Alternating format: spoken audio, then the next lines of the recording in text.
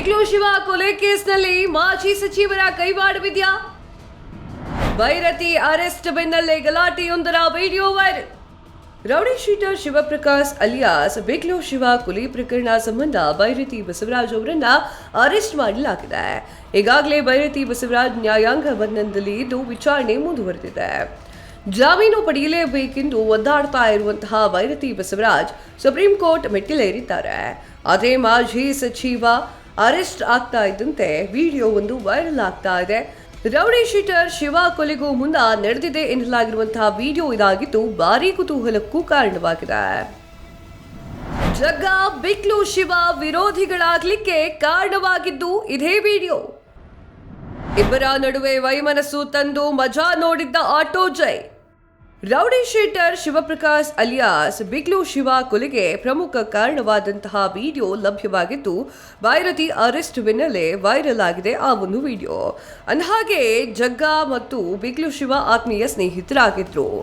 ಹೇಗಾದ್ರೂ ಮಾಡಿ ಈ ಸ್ನೇಹವನ್ನ ಕೆಡಿಸಬೇಕು ಅಂತ ಹೇಳಿ ಮಲಯಾಳಿ ಅಜಿತ್ ಪ್ಲಾನ್ ಅನ್ನ ಮಾಡಿಕೊಂಡಿದ್ದ ಅಂತ ಹೇಳಲಾಗ್ತಾ ಇದೆ.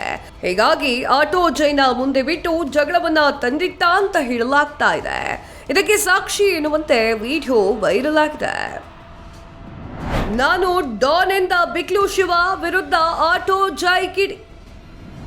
ಮನೆ ಬಳಿ ಶಿವನನ್ನ ಕೊಚ್ಚಿ ಕೊಲೆ ಮಾಡಿದ್ದ ಕಿರಣ್ ಗ್ಯಾಂಗ್. ಮಲಯಾಳಿ ಅಜಿತ್ನ ಬಂಟ ಆಟೋ ಜೈ ಜಗ್ಗ ಹಾಗೂ ಶಿವನ ನಡುವೆ ವೈಮನಸ್ಸು ಮೂಡಿಸಲಿಕ್ಕೆ ಸಂಚು ರೂಪಿಸಲಾಗಿತ್ತು. ಬಳಿಕ ಕೇತನ್ಕೋರ್ನ ಜನರ ಮುಂದೆ ಡಾನ್ ಪದದ ಕುರಿತು ನಡೆದಂತಹ ಸಣ್ಣ ಗಲಾಟೆಯನ್ನ ದೊಡ್ಡದು ಮಾಡಿದ್ದ ಜೈ. ಬಿಕ್ಲು ಶಿವ ನಾನು ಡಾನ್ ಎನ್ನುತ್ತಿದ್ದಂತೆ ಜಗಳಕ್ಕೆ ಮುಂದಾಗಿದ್ದ ಆಟೋ ಜೈ ಕೆಂಡಮಂಡಲವಾಗಿದ್ದ. ಜಗ್ಗನನ್ನ ರೌಡಿ ಅಂತ ಯಾಕೆ ಹೇಳಿದೆ ಅಂತ ಮಾತಿಗೆ ಮಾತು ಬೆಳೆಸಿದ್ದ. ನಂತರ ನಾನು ಜಗ್ಗನನ್ನ ರೌಡಿ ಅಂದಿಲ್ಲ ಅಂತ ಹೇಳಿ ಸ್ಪಷ್ಟನೆ ನೀಡಿದ್ರು. ಇಬ್ಬರ ಮಧ್ಯೆ ದೊಡ್ಡ ಹೈಡ್ರಾಮಾ ನಡೆಯಿತು. ಗಲಾಟೆಯ ಬಳಿಕ ಶಿವ ಕೊಲೆ ಕೇಸ್ನ ಏಟು ಆರೋಪಿ ಮತ್ತು ಜಗ್ಗನ ಸಂಬಂಧಿ ಕಿರಣ್ ಬಳಿ ಈ ಬಗ್ಗೆ ಹೇಳಿದ್ದಾನೆ. ಜಗ್ಗ ರೌಡಿ ಅಂತ ಬಿಕ್ಲು ಶಿವ ಎಲ್ಲರ ಮುಂದೆ ಹೇಳ್ತಿದ್ದಾನೆ ಅಂತ ಆಟೋ ಜೈ ಹೇಳಿದ್ದಾನೆ. ಇದರಿಂದ ಸಿಟ್ಟಾದಂತಹ ಕಿರಣ್ ಅಂದಿನ ರಾತ್ರಿಯೇ ಬಿಕ್ಲು ಶಿವ ಜೊತೆ ಗಲಾಟೆ ಮಾಡಿದ್ದ. ಅವತ್ತಿನಿಂದ ಜಗ್ಗ ಹಾಗೂ ಶಿವನ ನಡುವೆ ವೈಮನಸ್ಸು ಶುರುವಾಗಿತ್ತು. ಇದಾದ ಕೆಲವೇ ದಿನಗಳಲ್ಲಿ ಜಗ್ಗನ ವಿರುದ್ಧ ಬಿಕ್ಲು ಶಿವ ಭಾರತೀನಗರ ಠಾಣೆಯಲ್ಲಿ ಎಫ್ಐಆರ್ ದಾಖಲೆ ಮಾಡಿದ್ದ. ಬಳಿಕ ಕಿರಣ್ ಕೆಆರ್ ಪುರಂ ಮತ್ತು ಅಮೃತಹಳ್ಳಿ ಹುಡುಗರ ತಂಡವನ್ನ ಕಟ್ಟಿಕೊಂಡು ಜುಲೈ 15ರಂದು ಬಿಕ್ಲು ಶಿವನನ್ನ ಕೊಚ್ಚಿ ಕೊಲೆಗೈದಿದ್ದಾನೆ ಅಂತ ಹೇಳಲಾಗ್ತಾ ಇದೆ. ಸದ್ಯ ಈ ಬಿಕ್ಲು ಶಿವ ಪ್ರಕರಣವಾಗಿ ಭೈರತಿ ಬಸವರಾಜ್, ಕಿರಣ್, ಜಗ್ಗ, ಅಜಿತ್ ಸೇರಿ 20 ಜನರನ್ನ ಬಂಧನ ಮಾಡಲಾಗಿದೆ.